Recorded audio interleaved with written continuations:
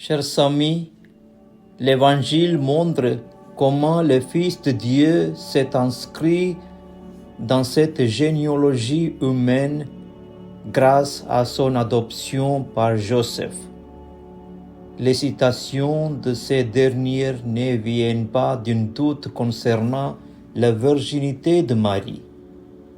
Joseph ne découvre pas la réalité de la conception virginale par le message de l'ange.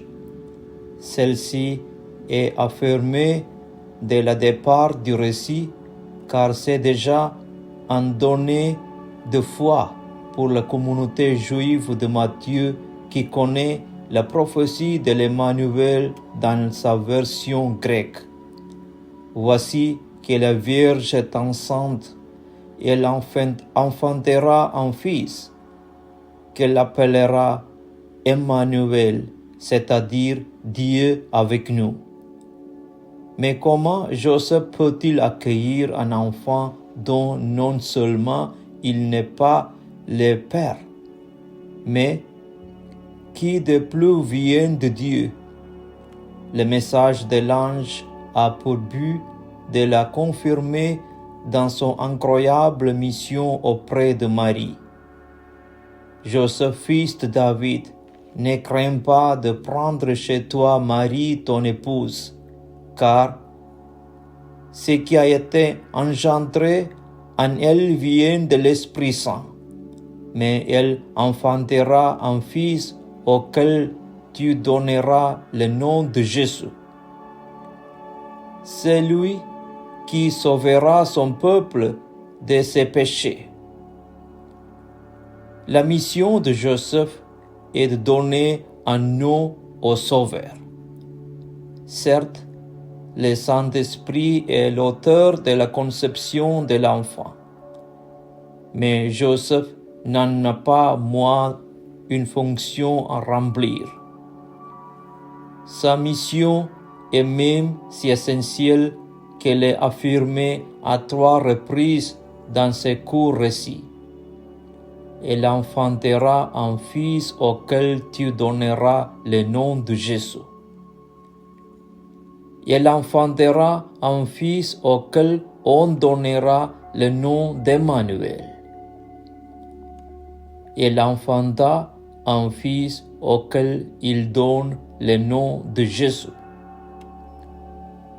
Joseph le juste peut donc recevoir dans la joie ces cadeaux inestimables du Fils de Dieu en accueillant chez lui Marie, sa fiancée. La justice de Joseph se manifeste ici dans son obéissance de foi. Il fallait une confiance inconditionnelle en la parole de Dieu pour oser accueillir un tel cadeau.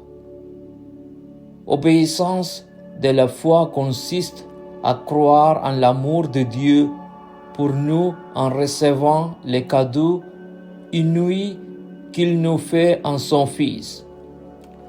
Cela exige de s'oublier soi-même et de ne pas s'arrêter à sa misère humaine afin d'ouvrir son cœur à la gratuité absolue d'un amour qui surpasse toute compréhension.